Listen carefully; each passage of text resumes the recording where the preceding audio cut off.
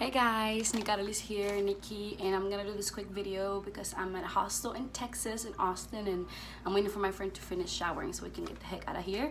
So I was just thinking of ways that you can travel abroad that are not necessarily expensive, and they're just like different options for you to do. I know my last video was about how I afford to travel. Now these are the different ways that you can travel. Hope you like it. Okay, so I'm gonna give you 10 different ways. Some of them I'm familiar with, some I'm not, so just bear with me. The first one would be to study abroad. I've done this twice, one time in France, one time in the Netherlands. I'm a poor kid, and I know that's like subjective, but I literally pay for everything myself, and I afforded to travel abroad 2 times to study abroad. So it's doable, it's not as expensive as you think. The trick is you have to find program of exchange with the university, so it's a lot cheaper if you go through, say, like a third-party provider. So your university most likely has already partnerships built with different schools in different countries, and a lot of the time they can, you know, adjust that to fit into the classes that you're taking depending on your major. There's a lot of options out there and nobody knows about them because people have like this idea that studying abroad is really expensive, but it's actually not. Except for when I went to France, the French government paid for my room and board, so I was basically paying the same tuition I pay in the United States, and it was actually cheaper for me to go to France for a semester because I didn't have to pay for room and board. I just have to pay for the flight and travels insurance, and that was it. So study abroad. If you have any more questions about that, I can do a different video. Another way to travel is to work at an airport. You can have many different jobs here. You can be flight attendant, or you can work at the airport, and I'm pretty sure most of those jobs have the same benefits where you get cheaper flights or free flights, etc. So that's an option. Look into that. Training is not too hard. They pay for your training, and I know some friends that do it and they love it. One thing with that though is that you will probably start like domestic flights in the US. I don't know what the time period is until they transition you to international flights, but it's definitely worth it. Another option for you, number 3, will be to teach English in a different country. For these positions, a lot of other countries don't require you to have any previous teaching experience, and they don't require you to know the language of the country you'll be teaching English in. Most Asian countries prefer you not to speak their language. That way their students can learn better. I don't know if I agree with that, but yeah, it's not very hard to become an English teacher anywhere. There's a lot of different pay for that. It depends if you go with another company that helps you find that job, or if you find it yourself. I have a couple of friends of mine who teach English in China, but via the computer. So they don't have to go to different countries, but you can go to different countries and teach there, like in Spain or in Vietnam, etc. And that's always a fun option because you really get to know the culture there.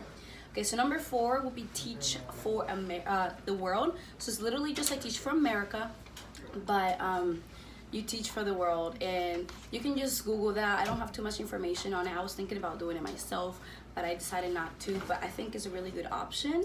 And basically you're a teacher somewhere for like 1 or 2 years, but you're teaching, you know, in a different country, which is really cool. Another one will be Workaway. This is a volunteer-based website. And yeah, you do have to pay for your travel, but once you go to the country you're going to, you find an organization online before you go there. They're literally all over the world. For example, this is what I did in Senegal. I went to Workaway, and I decided to find like a women and children's organization, and I volunteered there for a week.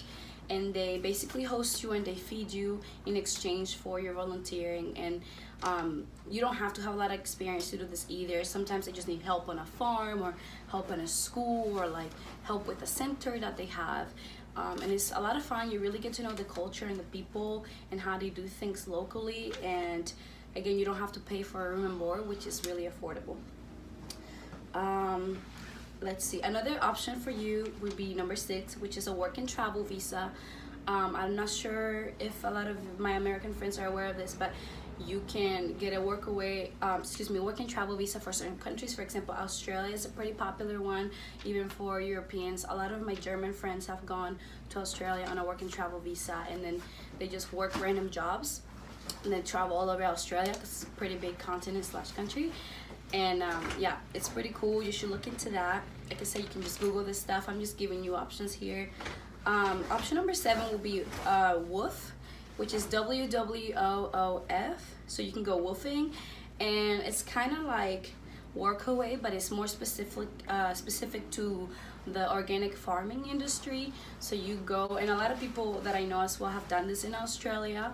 So you go to a farm and you work there, and they host you, like they give you free accommodations and free food. And if you're really into like organic farming or the environment, you can learn about the techniques that they use. But if you're not really into that, like you can just work, and you know, they host you and you live in Australia or some other country.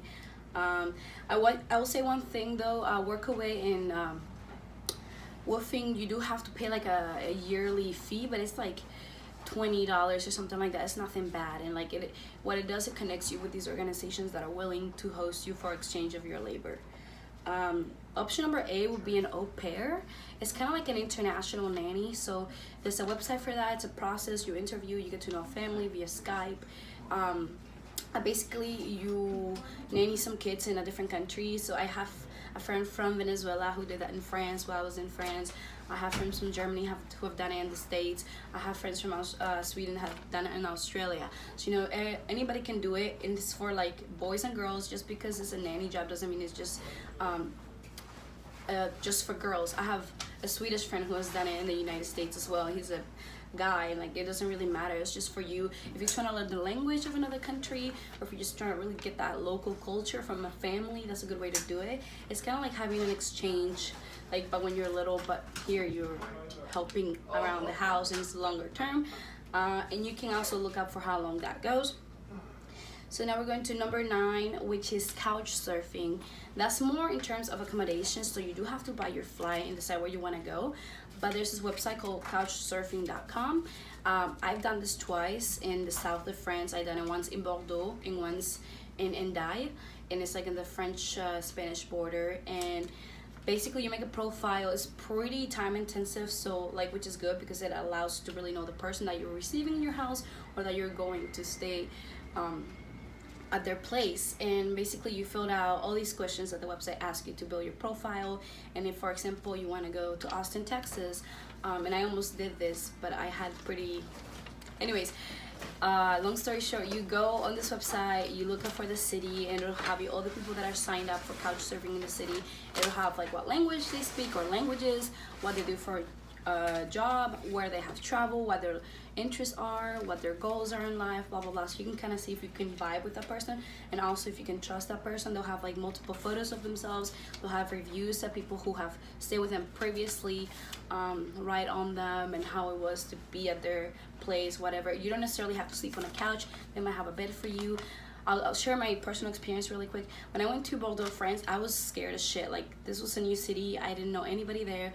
And the couch surfer, he was a male. You know, I was a female traveling by myself in a different city in south of France. And I was like, well, this can go really good or really bad. And I was just so scared when I knocked on his door. I was like, oh my God, please don't kill me. Like, don't be a serial killer. And he was like the most perfect human being ever. Like, we talked about politics and traveling, and he's been in the US a couple of times, and he like made dinner for me and breakfast. He gave me his house key when we went to work, and he was like, this is the place you need to visit, etc, etc. He was a ball. We still keep in contact. And like, my second couch surfer experience again was a male. I was a female by myself. Nothing inappropriate, super cool. We exchanged life stories and traveling stories, and quite honestly, they're just very inspiring people. So that was really cool. So couchsurfing.com. And then my last suggestion is CISV International. Is this organization that I'm part of. This is their logo. It's a thing that I did in Cincinnati. Basically, it's a peace education program for youth. It's in 69 countries. It's kind of hard to explain, and it sounds really hippie, but I promise it's not. It's one of the coolest and most unique experiences I've ever done. I did like a step up, which is like a 3-month camp for 14-year-olds. And it's kind of like a leadership camp, which is we teach them about human rights, sustainability, conflict and resolution, etc.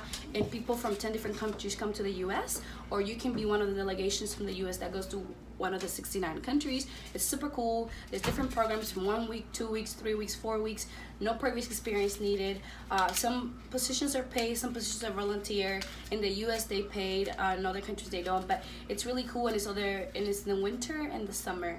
So there you go, the 10 ways you can travel. I'll put it on my link, and thank you so much for watching. I really hope that this gives you more an idea of the different options you have. Have a nice day.